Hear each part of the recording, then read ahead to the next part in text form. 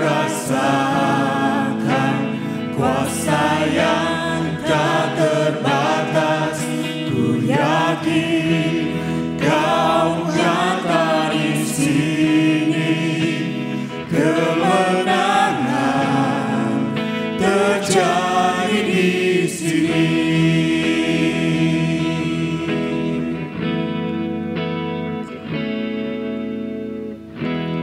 Ku menyembah dalam kudus hadirat-Mu, hampiri tata kasih karunia-Mu Bapa.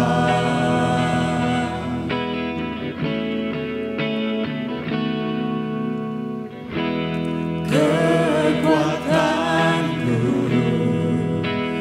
hanya dalam hadirat-Mu, Yesusku.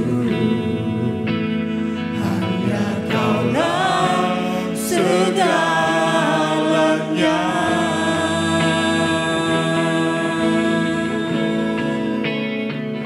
Ku yakin Kau hadir di sini, ku rasakan kuasa yang tak terbatas. Ku yakin Kau nyata di sini, kemenangan terjadi di sini. Ku yakin Kau hadir di sini, ku rasakan kuasa yang tak terbatas. Ku yakin Kau nyata di sini, kemenangan terjadi di sini. Pemulihan terjadi di sini, kemenangan terjadi di sini.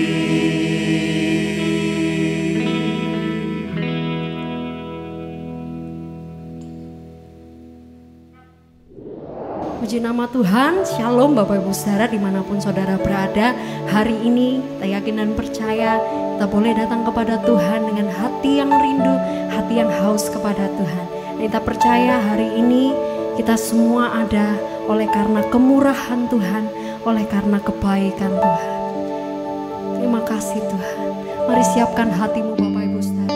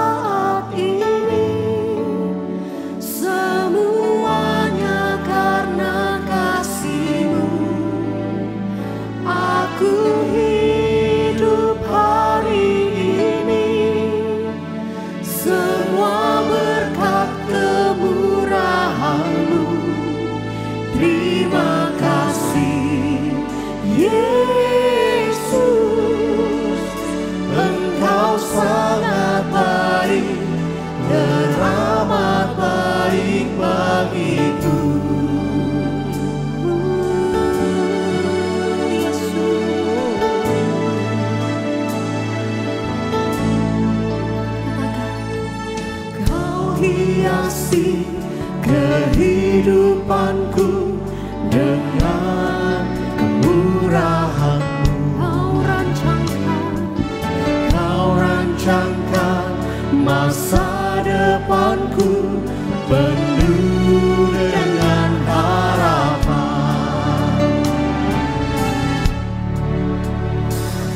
Aku ada saat ini, semuanya karena kasih-Mu. Aku hidup hari ini, Semua karena kemurahan. semua berkat kemurahan. Mari kita bersama katakan, Terima kasih Yesus, Engkau sangat baik, teramat baik. Aku ada saat ini, semuanya karena kasih-Mu. Aku hidup hari ini, semua berkat mari angkat kedua tangan. kemurahan. Katakan, Terima kasih Yesus, Engkau sangat baik, teramat baik bagiku. kita mau bersyukur karena kebaikan Tuhan. Mari angkat kedua tanganmu Bapak Ibu Saudara. Nyanyikan bersama-sama lagu ini. Aku ada saat ini, semuanya karena kasih. Katakan, aku hidup hari ini. Semua berkat kemurahan Tuhan. Kemurahan-Mu. Terima kasih Yesus, Engkau sangat baik, teramat. Aku ada saat ini, semuanya karena kasih-Mu. Aku hidup hari ini, semua berkat kemurahan-Mu. Terima kasih Yesus, Engkau sangat baik, teramat baik. Aku ada saat ini, semuanya karena kasih-Mu. Aku hidup hari ini, semua berkat kemurahan-Mu. Terima kasih Yesus, Engkau sangat baik. Terima kasih Yesus, Engkau sangat baik, teramat baik bagiku. Berikan tepuk tangan kemuliaan bagi Allah kita. Terima kasih Tuhan, kami ada hari ini semua karena kemurahan Tuhan. Di dalam nama Tuhan Yesus, mari yang percaya sama-sama kita katakan amin. Mari kita berikan sorak-sorai tepuk tangan bagi Allah kita. Haleluya. Mari masuk gerbangnya dengan hati yang bersyukur Bapak Ibu Saudara. Sebab kasih Tuhan untuk selama-lamanya di dalam hidup kita. Masuk hadiratnya dengan hati bersyukur. Yes. Masuk gerbangnya dengan pujian, bermazmurlah bagi Dia, nyanyikan nyanyian baru, bersuka cita sekarang menyembahnya. Mari masuk hadiratnya dengan hati bersyukur, masuk gerbangnya dengan pujian. Mari bermazmur bersama-sama. Bermazmurlah bagi Dia, nyanyikan nyanyian baru, bersuka cita sekarang, tinggikan Dia. Angkat kedua tangan kita katakan, saat hati bersyukur dan jiwa pun bersuka, hadirat Allah nyata dalam pujian kita. Dalam pujian saat kami dan tangan kita terangkat, pun terangkat, Tuhan hari dalam pujian umatnya. Mari tepuk tangan lebih lagi untuk Allah kita. Yeah.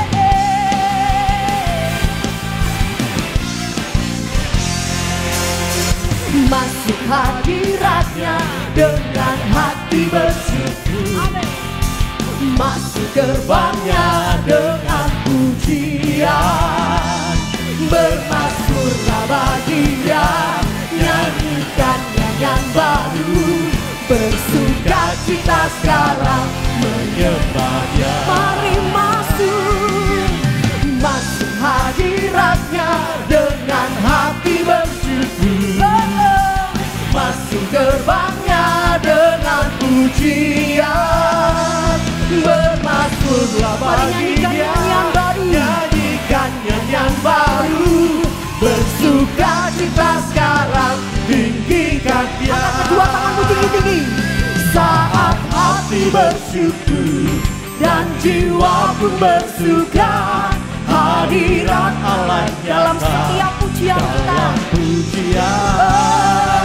Saat kami menyembah dan tangan pun terangkat, Tuhan hadir dalam pujian. Saat hati bersyukur, Saat hati bersyukur dan jiwa pun bersuka, hadirat Allah nyata dalam pujian. Saat kami menyembah dan tanganku terangkat, Tuhan hadir dalam pujian umat. Tuhan hadir, Tuhan hadir dalam pujian umatnya. oh Tuhan hadir. Tuhan hadir dalam pujian umatnya. Tepuk tangan bagi Allah kita, haleluya. Mari Tuhan yang bersorak-sorai bagi Allah kita. Sekali lagi tepuk tangan yang meriah bagi Allah kita. Haleluya. Bersama-sama kita mau bangkit, nyatakan kemuliaan bagi Tuhan kita. Haleluya. Mari kita semua umat pilihan Allah, dengarlah panggilannya untuk mengenapi firman-Nya. Sekaranglah waktunya untuk berdiri bagi bangsa ini. Mari maju umat pemenang. Sekali lagi katakan mari kita semua. Mari kita semua umat pilihan Allah, dengarlah panggilannya untuk menggenapi firman-Nya. Sekaranglah waktunya untuk berdiri bagi bangsa ini. Mari maju umat pemenang. Sama-sama serukan. Nyatakan kemuliaan-Nya, ku kan bangkit. Nyatakan kebesarannya. Haleluya. Sampai setiap lutut bertelut, semua lidah mengaku Yesus Kristus Dialah Tuhan, Raja segala raja. Dialah Raja. Mari semuanya berikan tepuk tangan yang paling meriah bagi Allah kita. Mari kita semua umat pilihan Allah, dengarlah panggilannya untuk mengenapi firman-Nya. Sekaranglah waktunya untuk berdiri bagi bangsa ini. Mari maju umat pemenang. Sama-sama serukan. Nyatakan kemuliaan-Nya, ku kan bangkit.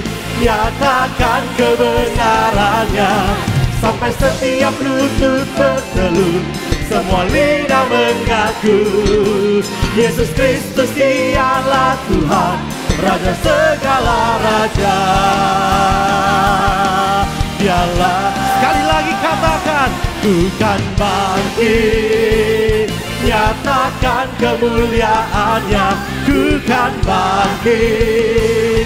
Nyatakan kebenaran-Nya, sampai setiap lutut bertelut, semua lidah mengaku Yesus Kristus Dialah Raja segala raja.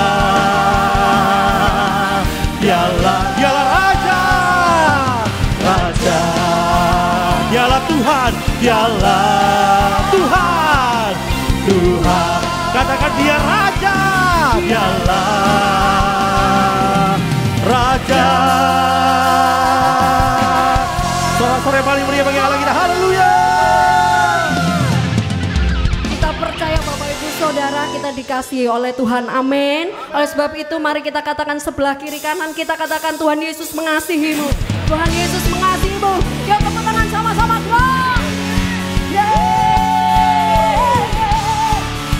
Thank you Jesus. Woo.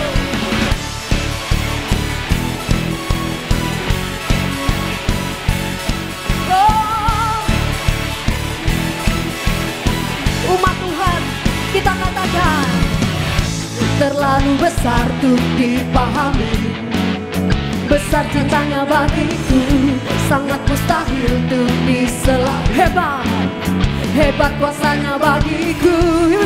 Cintanya besar, kasihnya lebar, kuasanya besar bagiku. Cintanya besar, kasihnya lebar, yang maha besar bagiku. Oh, ku dicintai, dianugerai, dia lampaui segala akal. Ku dicintai, dianugerai, dia lampaui segalanya. Tepuk tangan lebih dahsyat bagi Allah kita. Yang percaya katakan wuh, yang percaya katakan wuh. Katakan terlalu besar untuk dipahami, besar cintanya bagiku, sangat mustahil untuk diselami. Hebat kuasanya bagiku. Angkat tanganmu. Cintanya besar, kasihnya lebar, kuasanya besar bagiku. Cintanya besar, kasihnya lebar, dia maha besar. Siap Tuhan, ku dicintai, dianugerai, dia lampaui segala akal. Ku dicintai, dianugerai, dia lampaui segalanya. Ku dicintai, dianugerai, dia lampaui segala akal. Ku dicintai, dianugerai, dia lampaui segalanya. Tepuk tangan di atas kepala bersama-sama. Ayo yang ada di rumah, bertepuk tangan bersama-sama. Yeah. Katakan, cintanya lebar, kasihnya lebar, yang maha besar bagiku. Cintanya besar, kasihnya lebar, yang maha besar bagiku. Ku dicintai, dianugerai, dia lampaui segala akal. Ku dicintai, dianugerai, dia lampaui satu kali lagi katakan. Ku dicintai, dianugerai, dia lampaui segala akal. Ku dicintai, dianugerai, dia lampaui segalanya.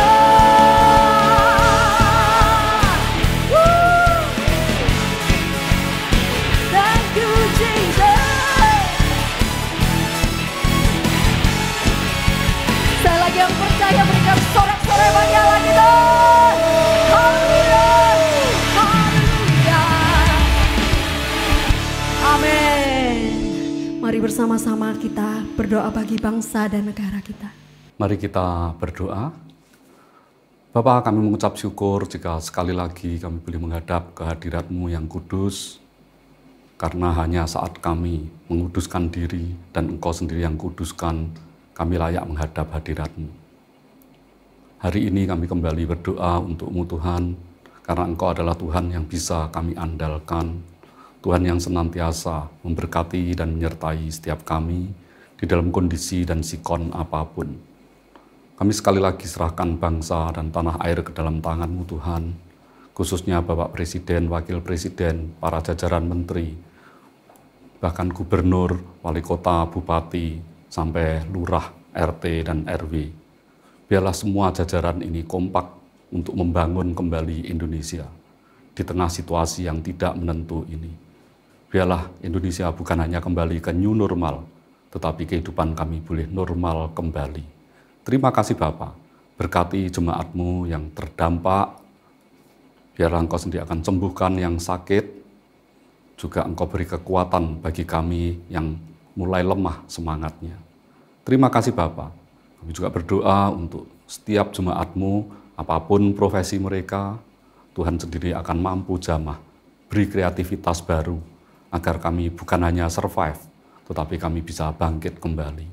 Terima kasih Bapa. Hanya di dalam nama Tuhan Yesus kami berdoa dan mengucap syukur. Amin. Mari Bapak Ibu Saudara, kita siapkan hati kita untuk mendengarkan kebenaran firman Tuhan. Biarlah firman Tuhan yang disampaikan ini menjadi kekuatan dan pengharapan yang baru bagi setiap kita. Terima kasih Tuhan. Kami terima firman-Mu Tuhan.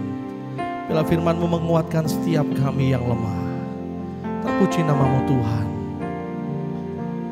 Ya Tuhanku, aku hendak bernyanyi bagi-Mu selama aku hidup. Ya Allahku, aku hendak bermazmur bagi-Mu selagi ku ada. Inilah yang ku renungkan setiap waktu. Nyanyian pujian dan pengagungan kepadamu.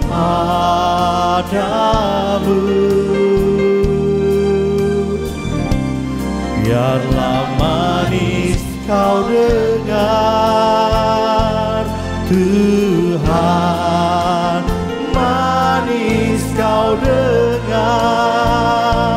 Tuhan, dan hatiku bersuka karena-Mu.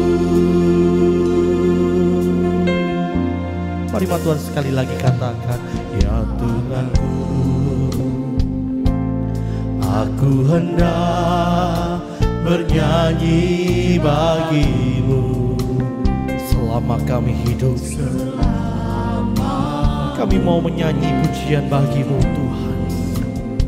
Katakan, ya Allahku, aku hendak bermazmur bagi Engkau Tuhan.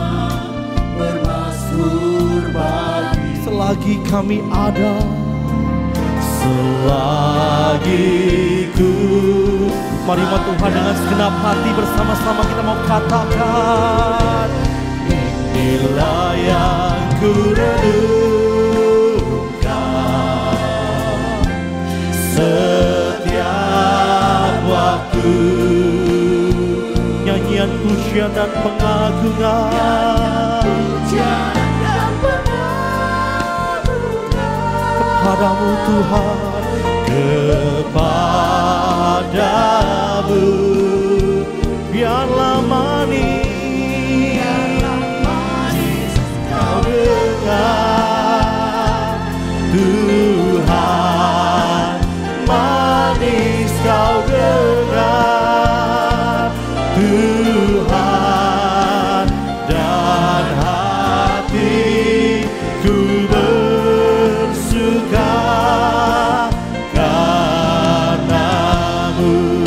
Mari dengan segenap hati sekali lagi katakan, inilah yang ku renungkan. Inilah yang kami renungkan setiap waktu. Biarlah nyanyian pujian dan pengagungan hanya bagi Engkau Tuhan. Kepadamu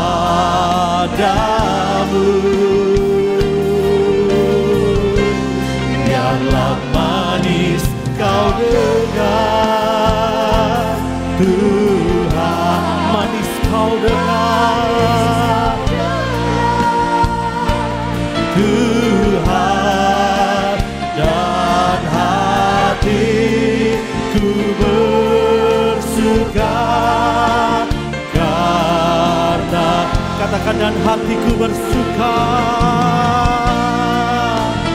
dan hatiku bersuka,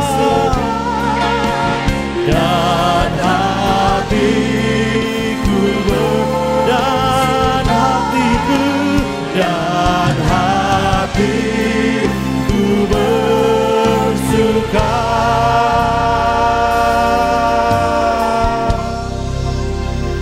karena-Mu.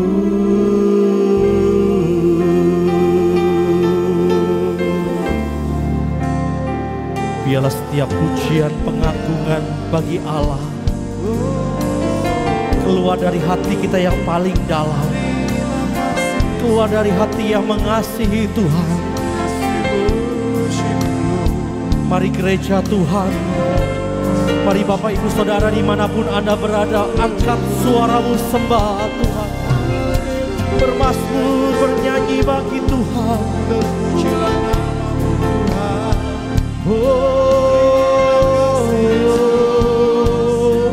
Haleluya,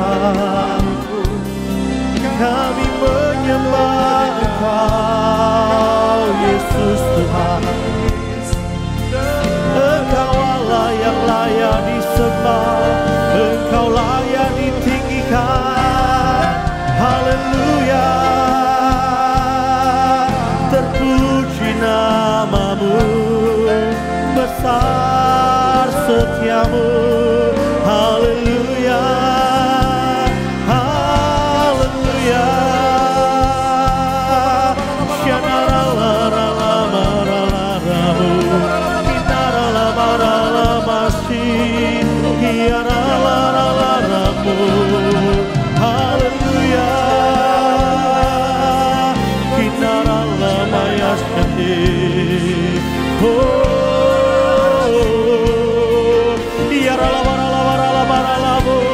Haleluya, haleluya. Yaralamaralamu, sikiaralamu. Haleluya, sikinaralama yaralamasi. Sembah,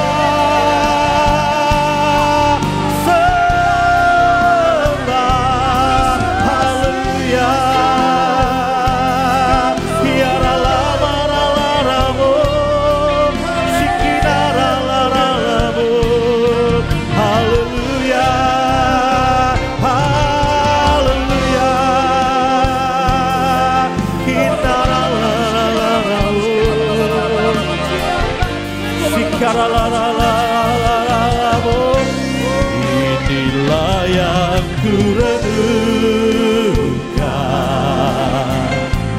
setiap waktu, nyanyian pujian dan pengagungan,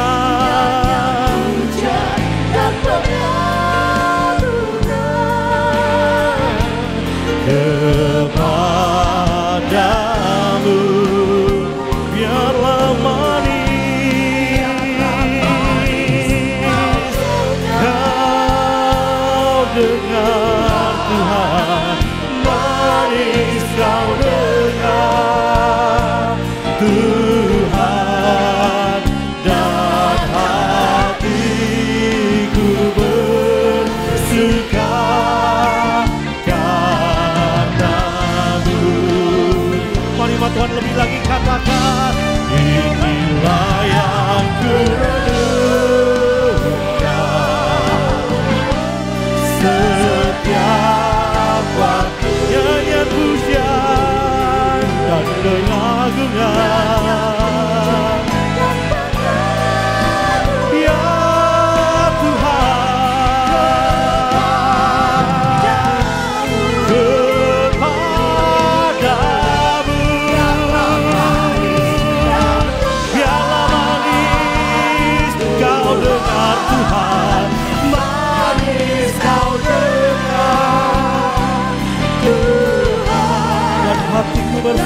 Karenamu ku bersuka, karena katakan dan hatiku bersuka, dan hatiku bersuka, dan hatiku bersuka,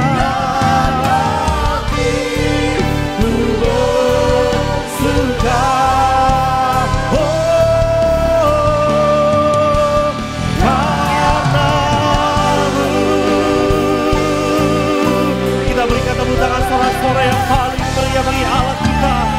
Haleluya.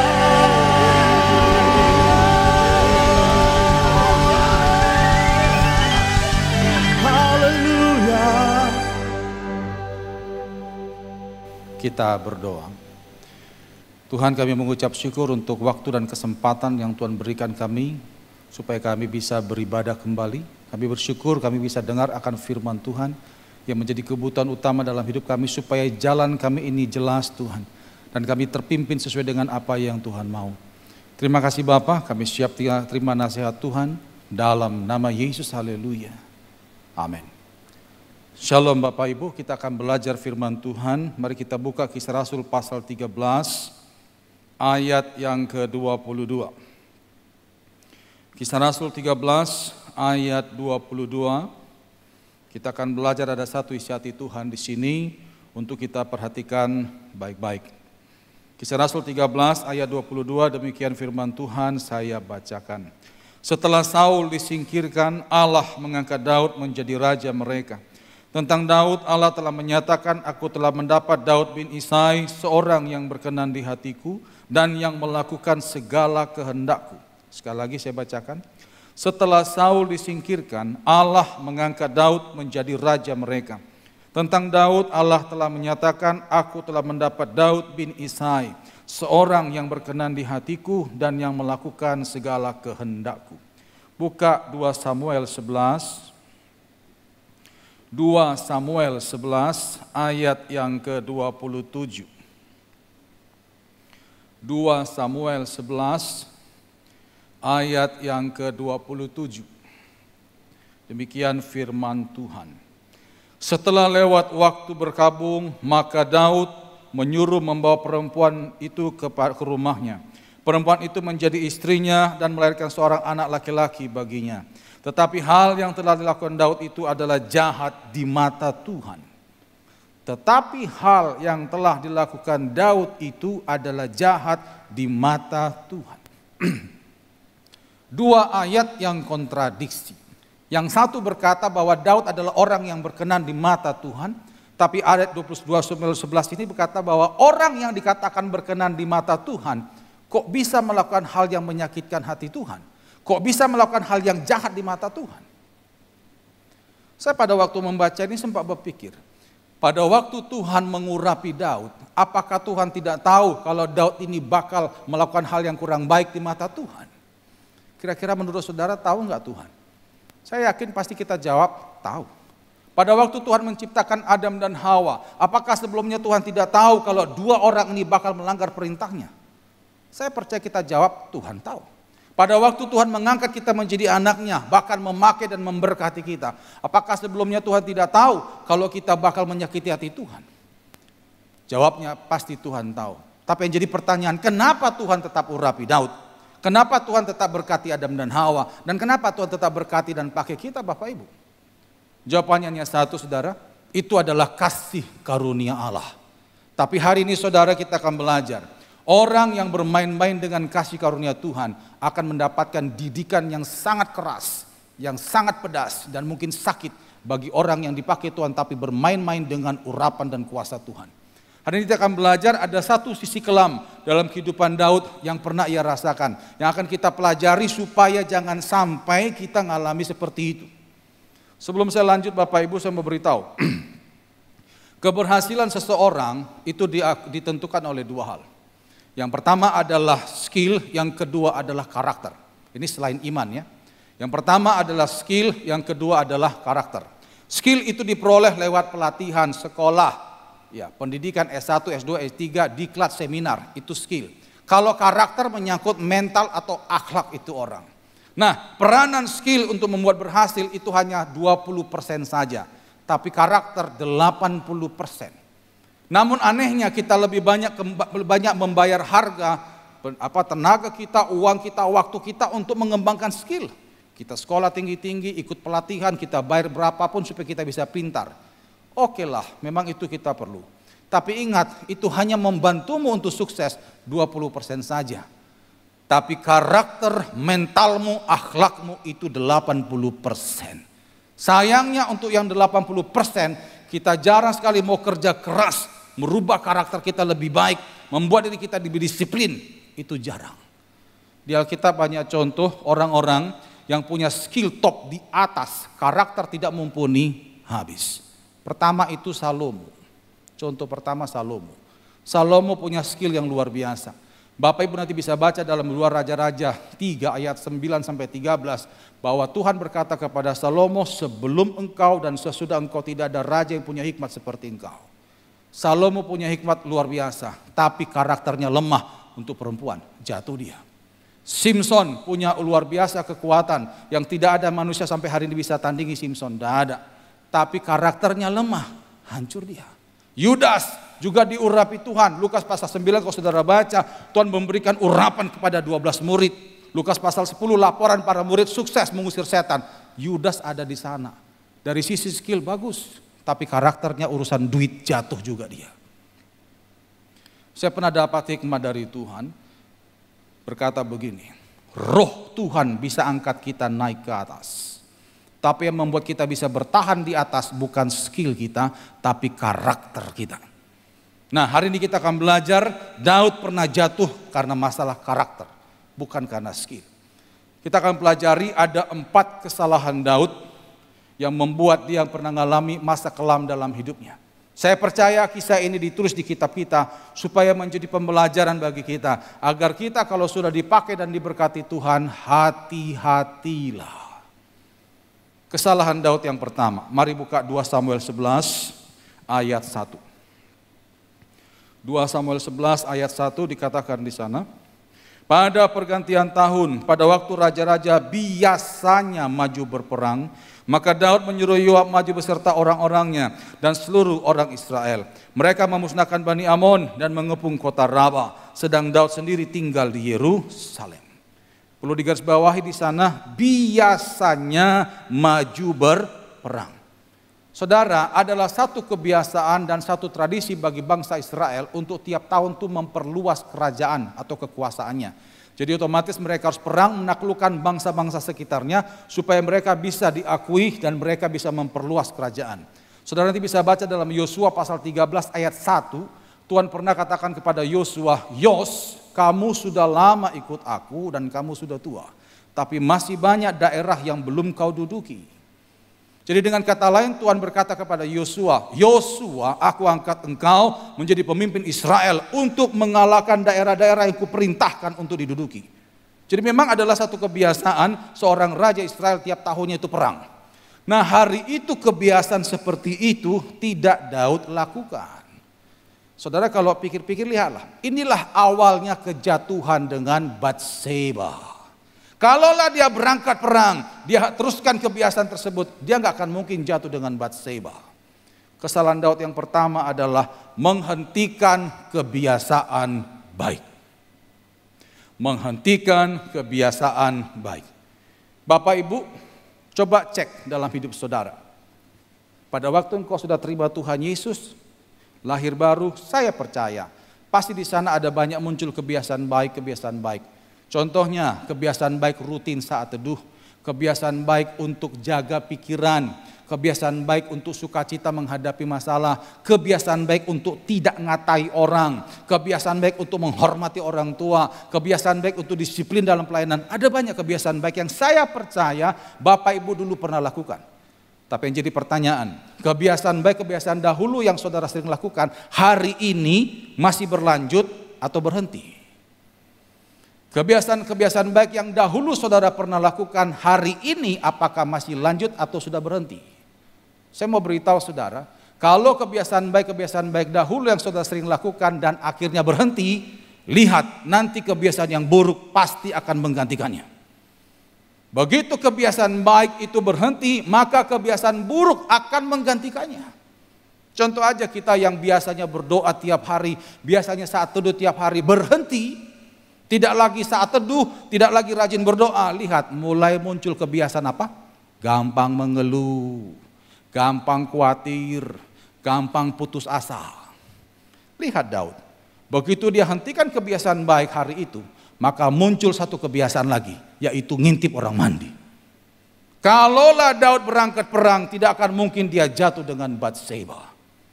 Jadi hati-hati Bapak Ibu, pada waktu kita menghentikan kebiasaan baik, maka yang buruk pasti akan menggantikannya. Ini kesalahan Daud yang pertama, yaitu menghentikan kebiasaan baik. Kesalahan Daud yang kedua, mari kembali ke 2 Samuel 11, ayat yang kedua-a. Tadi kita sudah tahu, Daud itu tidak berangkat perang, yang jadi pertanyaan, ngapain dia? 2 Samuel 11 ayat yang kedua-a. Sekali peristiwa pada waktu petang, ketika Daud bangun dari tempat pembaringannya. Sampai di situ. Rupanya Daud tidak berangkat perang, bukan karena ada urusan penting di kerajaan yang harus dia tangani dahulu. Daud tidak berangkat perang, bukan karena ada tamu kerajaan lain yang datang berkunjung ke kantornya. Tidak. Masih lumrah kalau itu dia lakukan. Ini justru dia tidak berangkat perang karena tidur-tiduran di istana. Tidur-tiduran di istana.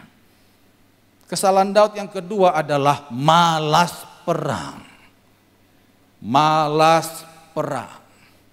Saudara, saya mau tanya, Bapak Ibu menyadari tidak pada waktu engkau menjadi anak Tuhan, engkau sedang menempatkan dirimu dalam medan peperangan rohani dan itu berlaku seumur hidup. Pernah enggak saudara menyadari bahwa hidup Kristen adalah hidup perang? Saat engkau mengikrarkan diri menjadi anak Tuhan, engkau baptis terima Kristus sebagai juru selamatmu.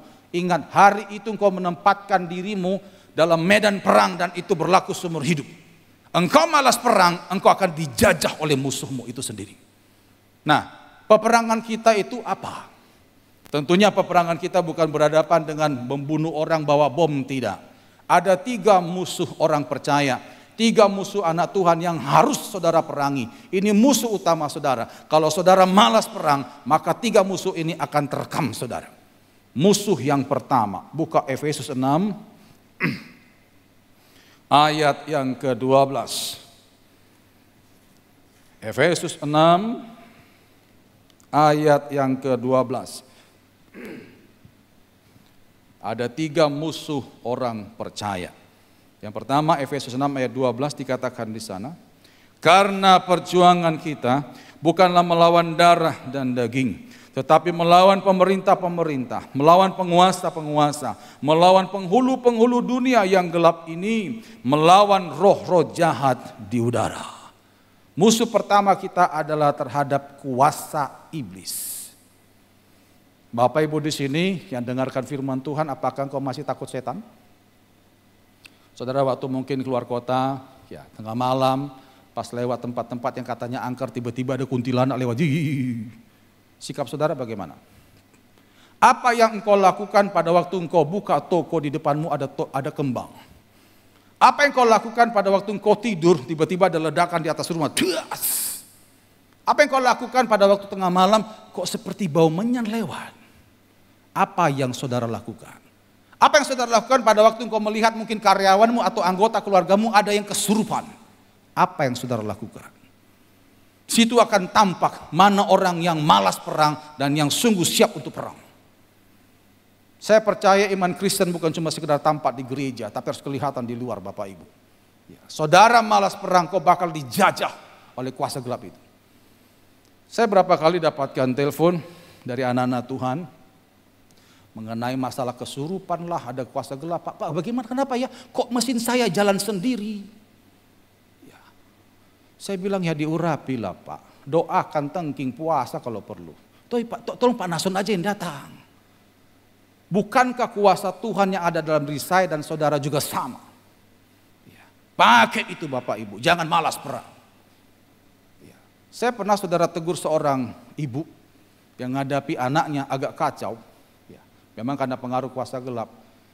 Jadi dia ngambil keputusan bawa ke orang pintar, ke dukun. Apakah itu anak Tuhan? Makanya saudara mulai hari ini jangan lepas saat teduhmu. Belajar doa sungguh-sungguh. Jangan asal doa. Jangan doa pas waktu kau lagi ada masalah. Tiap hari itu lo doa Bapak Ibu. Jangan malas perang. Saudara malas perang, kau bakal dijajah terus oleh kuasa gelap itu. Ini yang pertama. Kuasa iblis. Jadi musuh utama kita yang pertama adalah iblis. Saudara malas perang, malas doa, kau bakal diterkam oleh kuasa gelap itu. Kalau saya cerita kasus pelayanan banyak. Ini yang pertama. Yang kedua, musuh yang harus kita perangi adalah kedagingan. Buka di dalam Roma 8. Roma 8 ayat yang ke-7. Saya berapa waktu lalu, saya kalau misalnya doakan rumah orang saudara, saya biasakan tinggalkan minyak urapan supaya jemaat itu belajar sendiri. Saya bilang kami hamba Tuhan hanya bantu, jangan dikit-dikit pendeta kerja sendiri po. Ya. Saya berapa waktu lalu doakan salah satu kasus, seorang ibu yang suaminya itu kena santet saudara. Jadi kena serang itu tengah malam, sesak napas, dibawa ke rumah sakit, diperiksa semua tidak ada masalah. Terus akhirnya telepon kita, saya bilang, Bu kita akan bantu. Dan memang waktu kita doa, ada sesuatu yang kurang baik memang di situ. Nah setelah saya doakan, kita urapi rumahnya. Selanjutnya saya bilang, Bu saya sudah kasih petunjuk, gini caranya, tolong urapi sendiri. Kuasa dalam diri saya dan dalam diri ibu itu sama. Cuman bedanya ibu masih kurang percaya, sekarang belajarlah. Puji Tuhan saudara. Setelah saya suruh begitu, ibu ini urapi dan dia kasihan. Saya terus kunjungan lagi yang kedua ke rumahnya, dia bersuka cita karena waktu malam itu habis dia mengurapi ada ledakan di atas. Biasanya ledakan itu kalau bunyi suaminya pasti akan jatuh saudara. Tapi hari itu tidak terjadi apa-apa. Kuasa darah Kristus sanggup bentengi kita asal kita berani perang dan jangan malas perang. Sekarang Bapak itu sudah sembuh saudara. Nah anak Tuhan harusnya seperti itu. Itu musuh yang pertama tadi saudara ya, kuasa iblis. Nah yang kedua adalah kedagingan. Buka di dalam Roma 8 ayat yang ke-7. Sebab keinginan daging adalah perseteruan terhadap Allah. Karena ia tidak takluk kepada hukum Allah. Hal ini memang tidak mungkin baginya. Mereka yang hidup dalam daging tidak mungkin berkenan kepada Allah. Musuh kedua kita yang harus kita taklukkan adalah kedagingan. Apa itu kedagingan? Bapak Ibu nanti bisa baca dalam Galatia 5 ayat 19 sampai 21. Perbuatan daging telah nyata, iri hati, perseteruan, dengki, amarah. Banyak contoh-contoh kedagingan bisa dibaca di sana. Coba cek dari semua yang dipaparkan Alkitab dalam Galatia 5 tadi tentang masalah kedagingan, ada enggak dalam diri saudara?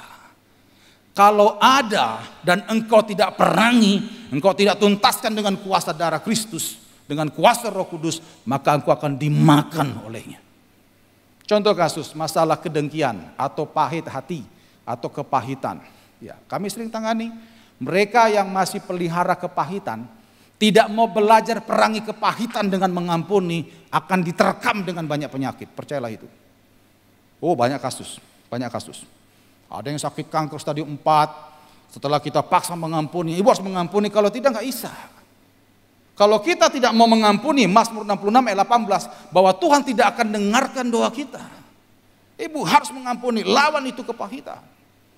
Bersyukur ya setelah dia lawan itu kepahitan, puji Tuhan, Tuhan berikan dia hidup.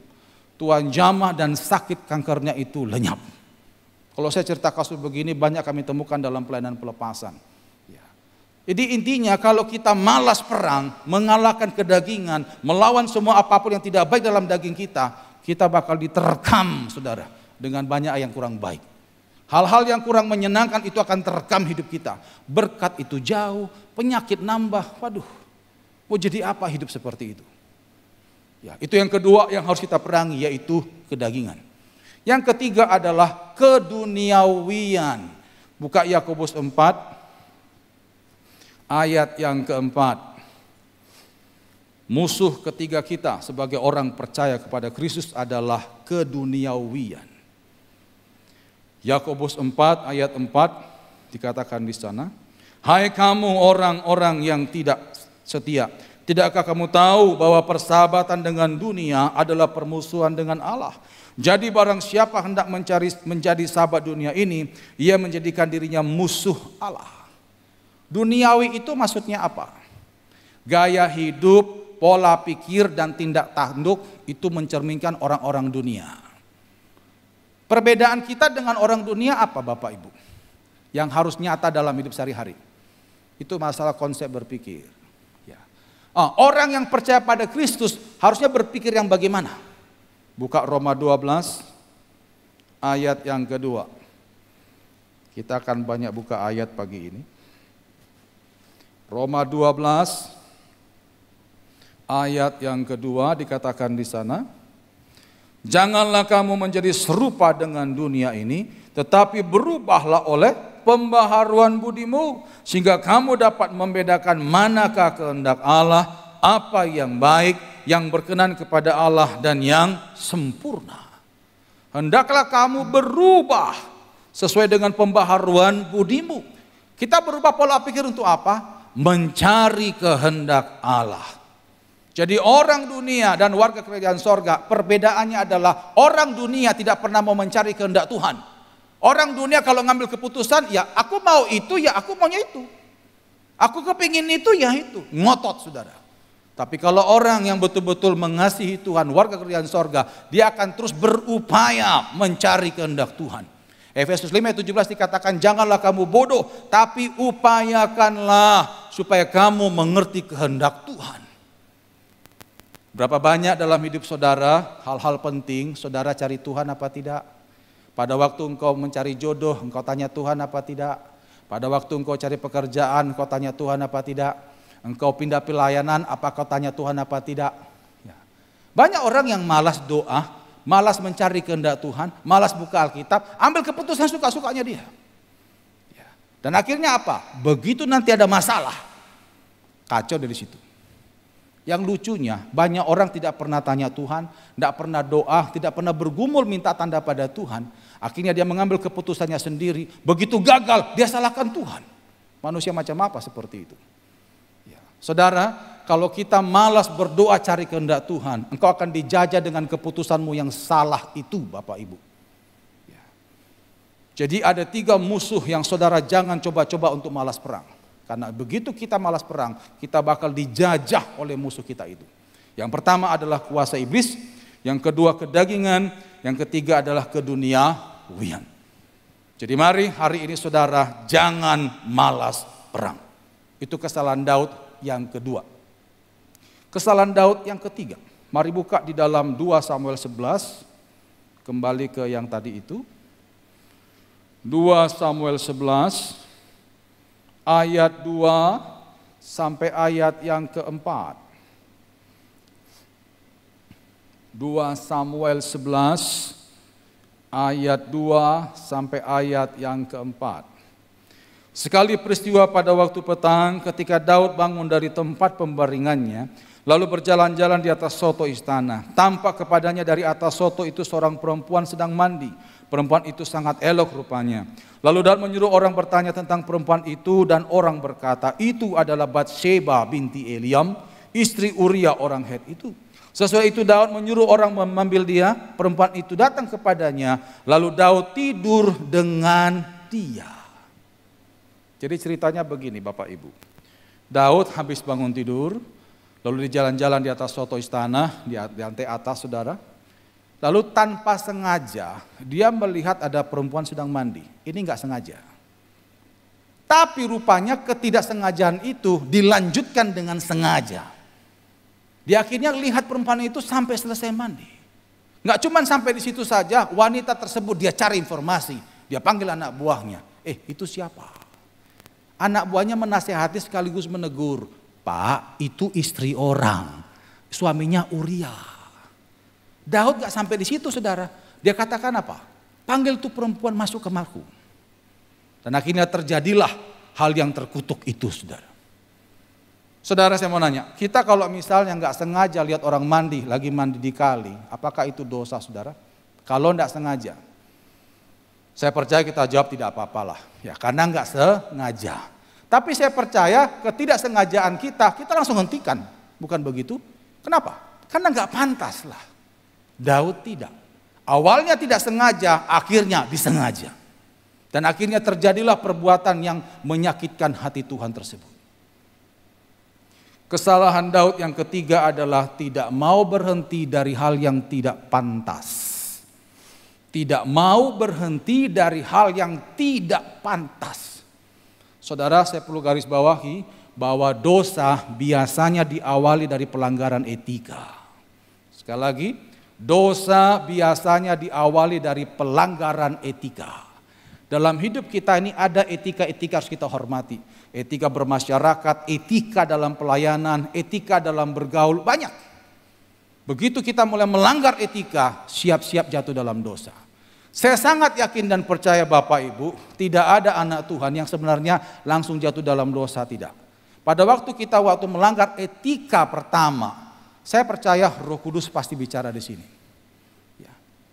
Contohlah misalnya dalam kehidupan sehari-hari, tanpa sengaja atau disengaja kita lagi ngobrol sama orang, terus ini istri orang ya, lalu kita kedip-kedipan mata gitu. Itu kan tidak etis Bapak Ibu. Saya yakin pada waktu kita lakukan itu, Roh Kudus pasti bereaksi, itu tidak baik anakku. Nah, harusnya kalau kita ditegur, langsung berhenti. Ya, Daud enggak, sudah ditegur, neruskan. Contoh kasus, saya dulu pernah waktu saya masih piket di Manyar, ada seorang gadis datang saudara, saya di ruang konseling. Datang terus nangis-nangis, gebrak meja. Saya sendirian di ruangan itu. Saya waktu itu tugas sore. Saya kaget waktu digebrak meja. Kemana Tuhan Pak? Kenapa Tuhan tinggalkan saya? Dia jerit-jerit teriak-teriak begitu. Saya juga kewalahan. Waduh. Saya bilang, sebentar tenang Mbak, tenang. Ada apa ini? Tuhan di mana? Tuhan di mana? Akhirnya saya tenangkan dia, saya kasih minum supaya dia tenang. Nah, saya bilang sudah, coba tenangkan dulu. Tolong ceritakan masalahmu secara jujur dari awal. Tolong ceritakan. Akhirnya setelah dia tenang, ya, saya tunggu waktu itu ada hampir 20 menit saudara untuk tenangkan tuh orang lagi ngamuk begitu. Nah habis itu dia cerita. Dia cerita bahwa 2 hari sebelumnya dia itu ada bancaan di kantor. Ada seperti ucapan syukur lah. Karena dia dengan timnya itu berhasil masuk target. Cuma saya tidak tahu kerjanya apa saudara ya. Nah jadi masuk target mereka dapat bonus dari perusahaan. Itulah mereka pakai untuk makan-makan bersama dengan tim di kantor ini. Nah waktu makan-makan itu saudara, salah satu temannya laki-laki lemparkan humor seks ke dia. Humor seks. Lucu-lucu tapi seks. Menurut Bapak Ibu kira-kira itu pantas enggak? Etis enggak? Seorang laki-laki yang tidak ada hubungan apa-apa dengan si perempuan ini, hanya teman biasa, lemparkan humor seks ke wanita ini. Etis enggak? Pantas enggak Bapak Ibu? Ya enggak pantas lah. Harusnya kalau wanita dapatkan seperti itu, langsung di-cut itu pembicaraan. Karena ini enggak pantas, udah tidak menghormati. Tapi wanita ini tidak. Mungkin karena dalam suasana sukacita, dia pun membalas dengan humor seks yang dia tahu. Akhirnya saling berbalasan humor seks. Awalnya bicara homoseks, lama-lama bicara seks. Orang yang sudah dewasa, mereka berbicara tentang hal dewasa, seks begitu, birahi naik. Selesai bancaan acara-acara di kantor itu, mereka sepakat pergi ke losmen. Dan terjadilah perbuatan terkutuk itu. Begitu sudah terjadi itu semua, wanita ini tersadarkan lalu berkata, Tuhan kau di mana? Ya itu salahmu. Saya waktu itu bilang, itu salahmu Mbak, kau tidak tahu etika. Saya percaya pada waktu kau berangkat ke sana, Roh Kudus pasti bicara di situ. Tapi masalahnya kau tidak mau berhenti dari yang tidak pantas itu. Makanya kau jatuh. Contoh lagi, maaf kalau saya cerita kasus. Kita dalam khotbah Bapak Ibu, ada etika kita tidak boleh bicarakan nama orang. Tapi kalau kasusnya boleh diangkat, supaya kita bisa hati-hati. Ya. Ini teman saya sendiri. Pada waktu itu ada persekutuan, terus teman saya ini perempuan datangi saya, kita udah mau pulang itu. Dia nangis-nangis minta saya konselingi. Saya bilang, loh ini udah mau pulang, masa mau konseling lagi? Tolonglah Son, aku butuh nasihat. Ya oke lah, akhirnya saya pamit sama yang punya rumah konseling. minta pinjam ruang tamu mereka. Baru duduk di sofa, perempuan ini nangis, saudara. Jadi saya mesti nunggu lagi dia berhenti nangisnya. Nah setelah itu baru dia cerita. Dia ngalami ada satu hal yang tidak menyenangkan, itu beberapa hari sebelumnya. Dan baru dia buka di saya, orang lain belum bisa dengar. Jadi dia pernah diundang satu persekutuan doa. Dan di persekutuan doa itu dia ketemu seorang laki-laki. Laki-laki ini kebetulan temannya ketua persekutuan doa itu. Sekali lagi, temannya ketua persekutuan doa itu. Saudara, kalau misalnya kita kenalan dan kita kenal ternyata orang ini adalah teman ketua persekutuan doa, saya percaya kita pasti berpikir orang ini baik. Ya kan? Karena dia teman dari ketua persekutuan doa.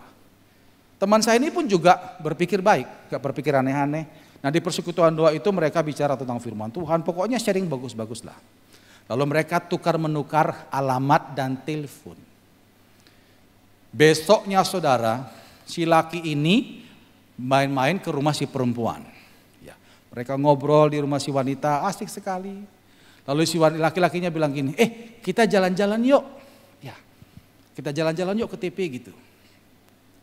Nah, si wanita bilang, oh ya gak apa-apa. Saya mau nanya saudara, kalau saudara seperti jadi wanita itu, kira-kira pantas gak berangkat begitu?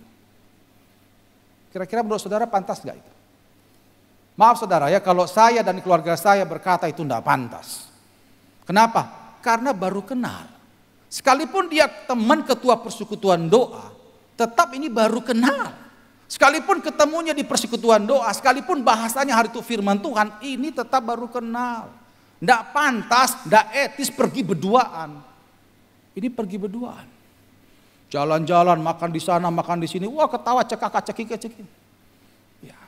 Pas mau pulang sore itu, si laki itu bilang gini, kita mampir dulu ke rumahku yuk. Ya. Ada yang ketinggalan. Nanti dari rumahku, tak antar kamu ke rumahmu. Itu kan sebenarnya sudah nggak baik itu. Tapi si perempuan juga berkata, oh nggak apa-apa. Akhirnya begitu sampai di rumah si laki-laki itu saudara, wah ngobrol lagi di situ, wah ketawa cekak-cekikan. Waktu ngobrol itu lewat jam 5, kebetulan di rumah itu tidak ada orang. Jadi orang tua si laki ini pergi keluar kota, jadi tinggal mereka berdua di rumah itu, kosong. Ya. Lewatlah jam 5, lewat jam 6, pas mau masuk jam 7 sore, jam 7 malam, wanita ini pamit ke toilet. Waktu dia pergi ke toilet, minuman si wanita ini dikasih pil sama si laki-laki. Tak. Udah.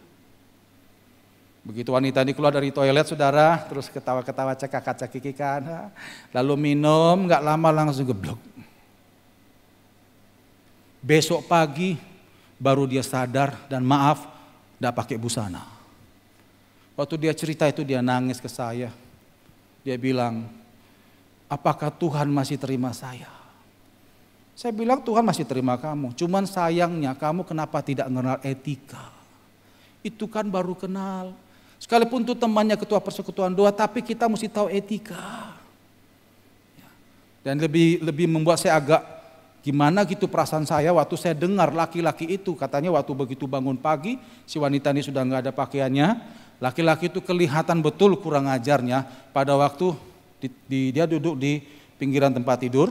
Maaf saudara ya, laki-laki itu sambil angkat kaki begini, sambil rokokan.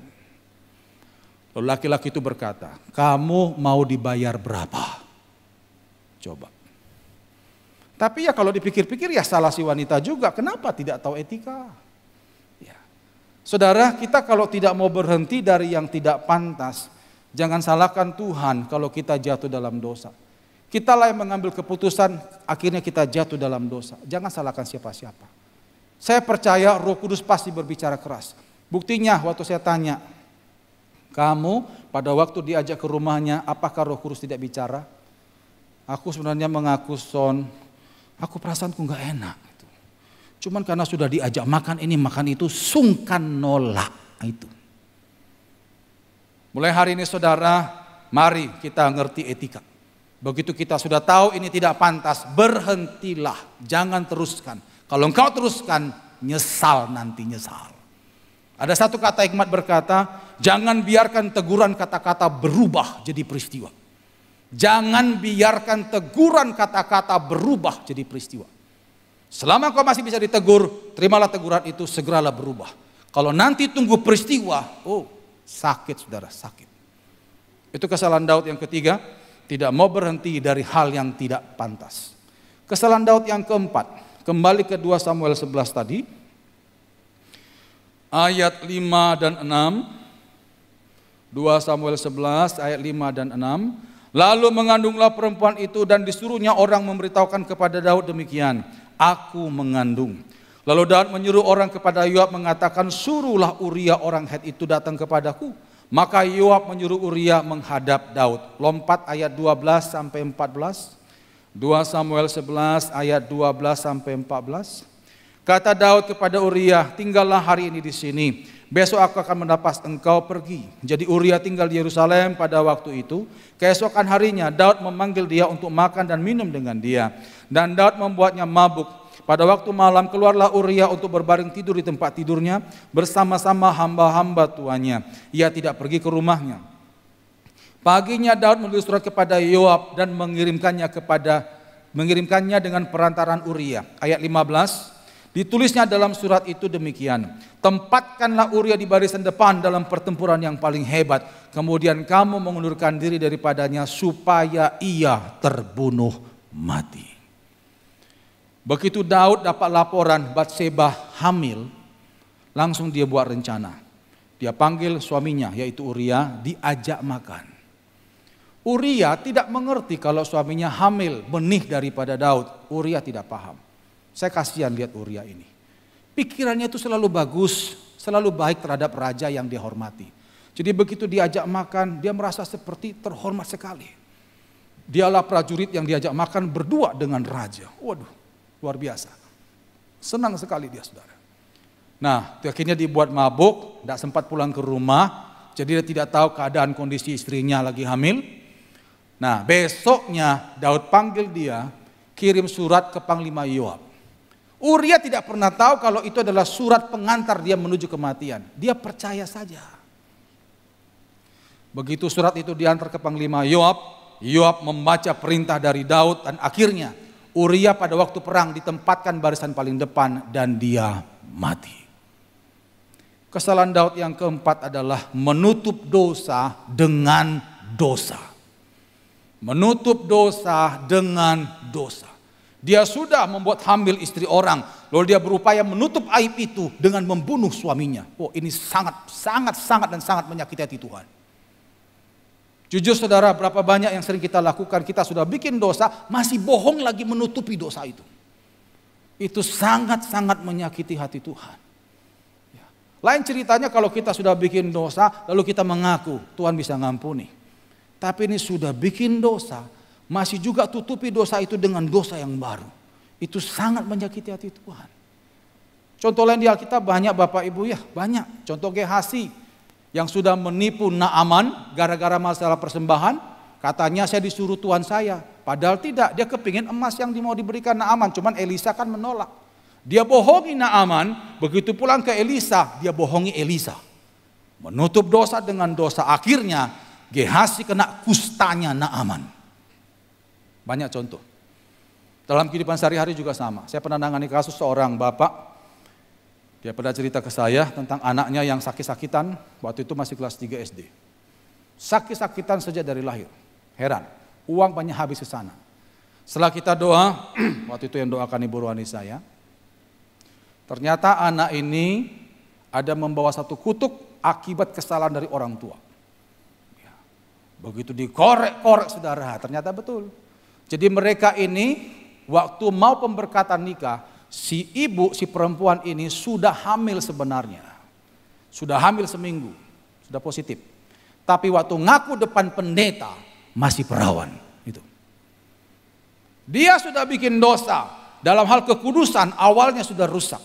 Mereka sudah melanggar kekudusan pernikahan. Sudah gitu, mereka sudah bikin dosa perzinahan itu, nutupi dosa itu dengan bohongi pendeta. Double itu saudara. Itu yang membuat anaknya sakit-sakitan itu. Ya puji Tuhan, akhirnya Tuhan masih mau menyembuhkan. Begitu suami istri ini pemberesan depan Tuhan dan pemberesan ke pendetanya, anak ini sembuh saudara. Saudara, hati-hati. Ya. Tuhan tahu kok kita ini ada lemahnya. Tuhan tahu kok kalau kita ini juga banyak kekurangannya. Dan Tuhan kalau mendengar kita mau mengaku dosa, Tuhan ampuni kok. 1 Yohanes 1:9 dikatakan dia adalah Allah yang setia dan adil. Dia akan mengampuni dosa kita jikalau kita mengaku dosa kepadanya. Bahkan Tuhan katakan di sana, disucikan kita. Tapi kalau kita sudah menutup dosa dengan dosa baru, itu sangat menyakiti hati Tuhan Bapak Ibu. Dan itulah yang dilakukan Daud ini. Jadi lihat ya, ada 4 kesalahan Daud. Yang pertama, menghentikan kebiasaan yang baik. Yang kedua, dia malas perang. Yang ketiga, tidak mau berhenti dari hal yang tidak pantas. Lalu yang keempat, menutup dosa dengan dosa. Pertanyaannya, apa yang akhirnya Daud alami setelah dia lakukan pelanggaran-pelanggaran tersebut? Saya temukan ada 7 duka cita Daud. 7 duka cita Daud, ada 7 hal yang menggores hati Daud. Saya bacakan aja saudara. Yang pertama, anak Batseba mati. Saudara bisa baca dalam 2 Samuel 12 ayat 15 sampai 18. Anak Batseba, benih daripada Daud itu mati.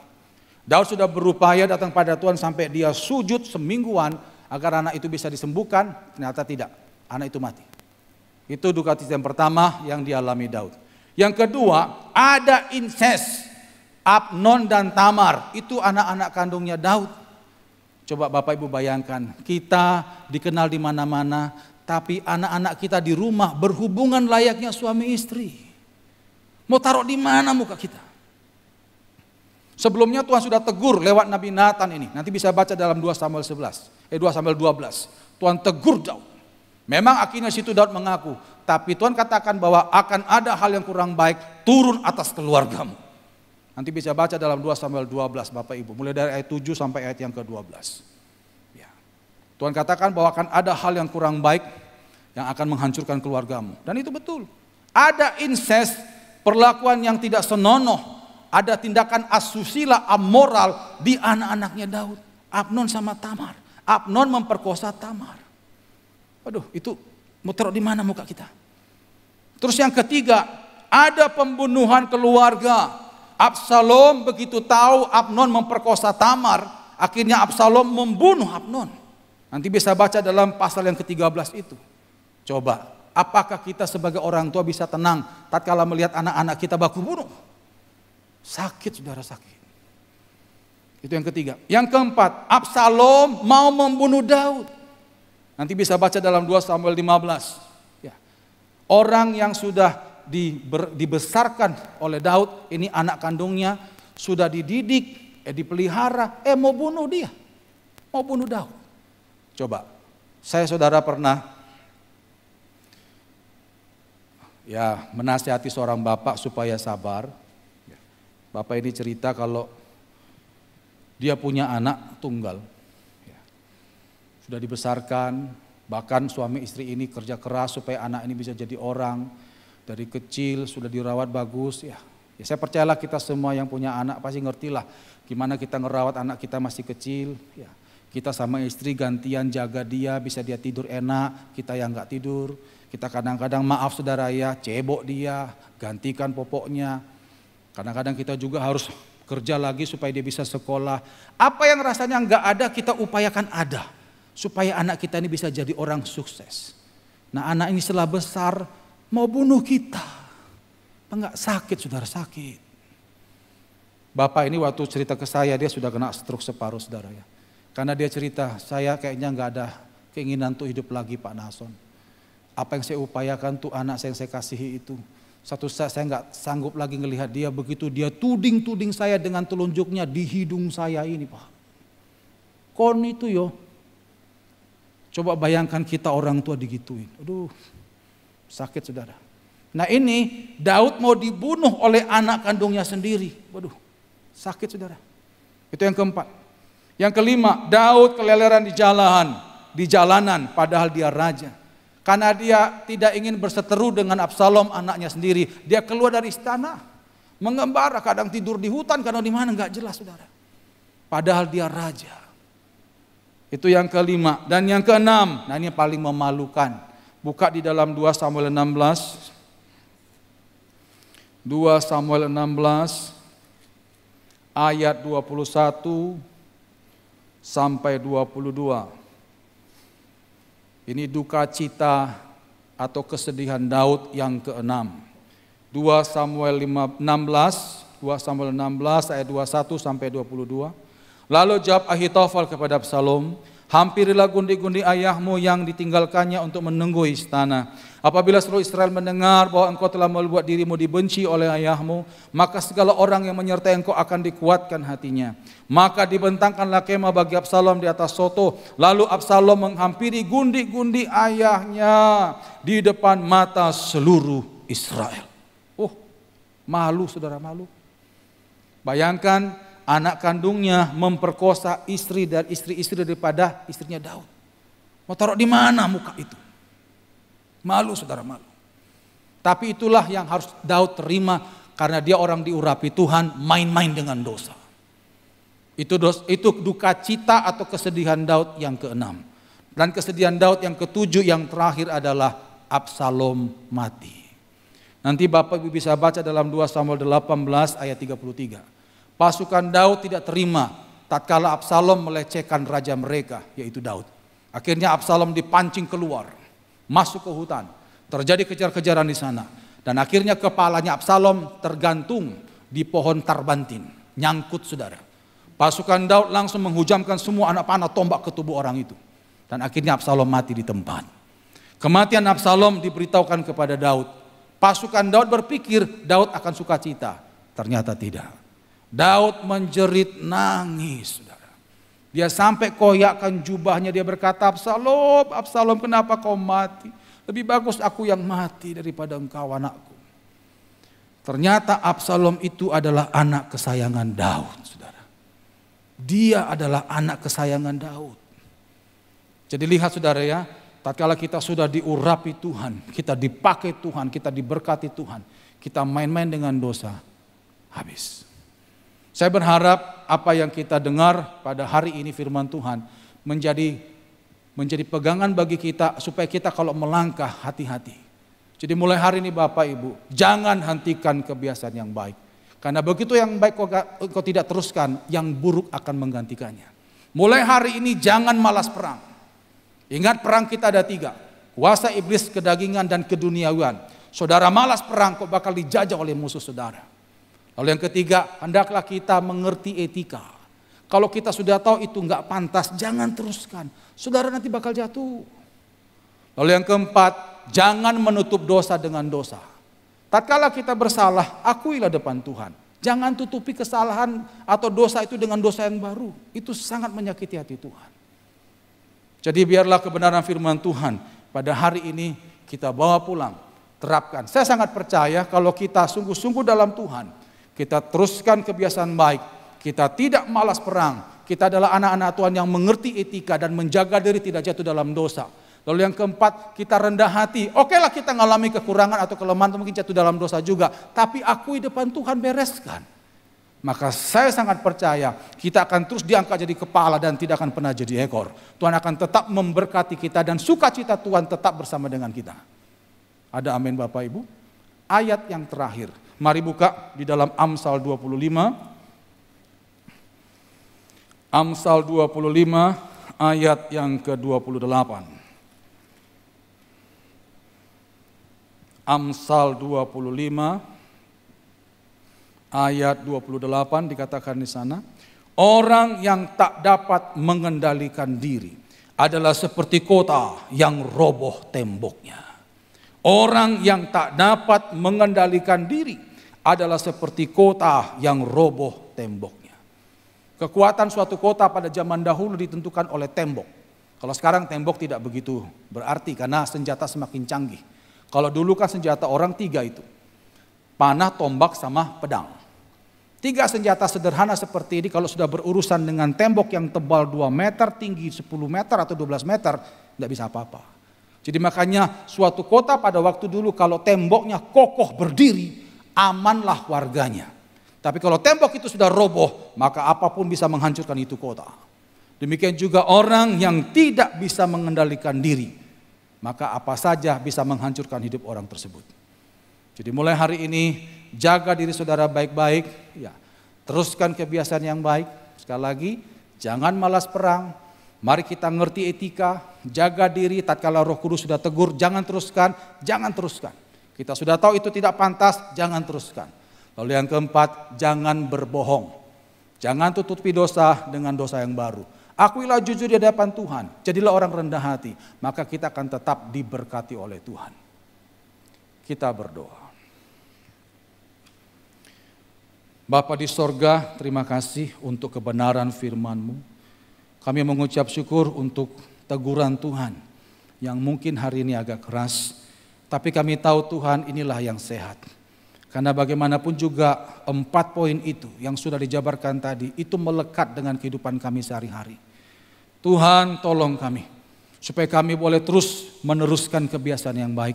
Tolong kami Tuhan supaya kami jangan malas perang. Dan akhirnya kami dijajah oleh musuh kami. Tolong kami Tuhan supaya kami sangat sensitif dan peka akan teguran Tuhan di hati kami. Tatkala kami tahu ini kurang baik dan kurang pantas, tegur kami Tuhan dan berikan kami kemampuan untuk menolak itu dan berkata tidak terhadap dosa. Dan ajar kami untuk jujur. Kalau kami salah, kami akui salah. Jangan sampai kesalahan kami tutupi dengan dosa yang baru. Tuhan tolong kami. Terima kasih Bapak. Hamba sudah sampaikan apa yang Tuhan mau. Hamba sangat-sangat terbatas Tuhan. Hamba serahkan kembali kepada Engkau Allah Roh Kudus yang tidak terbatas. Teruskan firman-Mu, sempurnakan penyampaiannya. Meteraikan firman-Mu ya Tuhan, dan berkati kami semua.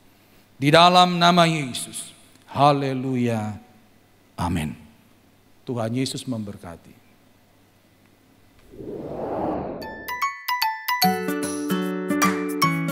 Ada negara tertentu, wilayah tertentu termasuk di Indonesia yang grafiknya itu naik turun.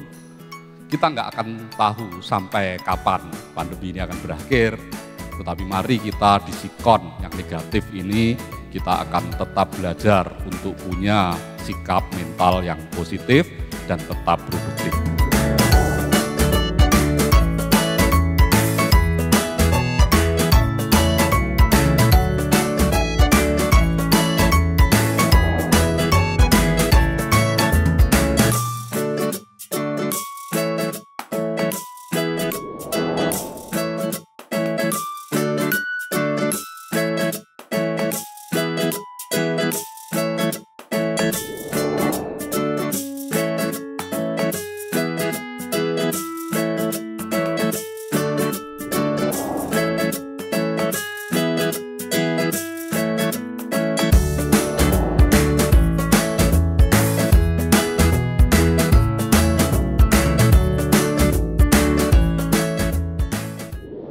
Baik Bapak Ibu Saudara dimanapun Anda berada, kita akan akhiri ibadah kita pada hari ini. Mari bersama-sama kita bangkit berdiri, sekali lagi berikan tepuk tangan yang paling meriah bagi Allah kita. Mari bersama-sama kita katakan, bagi bangsa ini kami berdiri dan membawa doa kami kepadamu. Sesuatu yang besar pasti terjadi dan mengubahkan negeri kami. Hanya nama-Mu Tuhan ditinggikan atas seluruh bumi. Mari dengan segenap hati katakan, bagi bangsa ini kami berdiri dan membawa doa kami kepadamu. Sesuatu yang besar pasti terjadi dan mengubahkan negeri kami. Hanya nama-Mu Tuhan, hanya nama-Mu Tuhan ditinggikan. Hanya nama-Mu Tuhan ditinggikan. Hanya nama-Mu, hanya nama-Mu Tuhan ditinggikan atas seluruh bumi.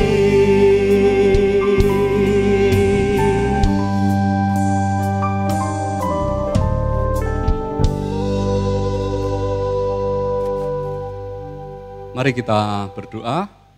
Sungguh kami mengucap syukur jika ibadah boleh berakhir, tetapi persaudaraan kami, ikatan kasih kami tidak berakhir. Karena ada Roh Kudus yang mempersatukan setiap kami. Kami berdoa untuk jemaatmu dimanapun berada. Yang mengalami kesepian, Tuhan akan beri penghiburan. Yang bisnisnya terdampak, Tuhan akan beri kekuatan yang baru. Dan tiba saatnya bagi kami untuk kembali ke aktivitas kami masing-masing. Biarlah Bapak, Ibu, Saudara boleh bangkit berdiri di tempat masing-masing dan menerima berkat Tuhan. Diberkatilah engkau, hai kaum pria. Diberkatilah engkau, hai kaum wanita. Diberkatilah anak-anakmu. Diberkatilah seluruh keluargamu. Diberkatilah pekerjaanmu. Diberkatilah gerejamu. Diberkatilah bangsa dan negaramu. Dialah Jehovah Rohi Gembala dalam keluargamu. Dialah Jehovah Jireh, Allah pemberi berkat dalam keluargamu. Dialah Jehovah Shalom, Allah pemberi damai dalam keluargamu. Dialah Jehovah Rafa, Allah penyembuh keluargamu. Dialah Jehovah Sikeno, Allah panji kebenaran keluargamu. Dialah Jehovah Syama, Allah pengawal keluargamu. Dialah Jehovah Nisi, Allah panji kemenangan keluargamu. Jemaat Happy Family Center dan jemaat dimanapun yang ikut ibadah daring ini yang Tuhan Yesus kasihi. Terimalah berkat rahmat dan anugerah dari Allah Bapa di surga, berkat cinta, kasih dan pengampunan dosa dari Tuhan Yesus Kristus, pertolongan dan penghiburan dari Allah Roh Kudus yang memberkati engkau dan keluargamu, mulai dari hari ini sampai Maranatha Tuhan Yesus datang yang kedua kali. Dan setiap kita yang sudah Tuhan Yesus berkati, mari sama-sama katakan, amin. Happy Sunday and God bless you.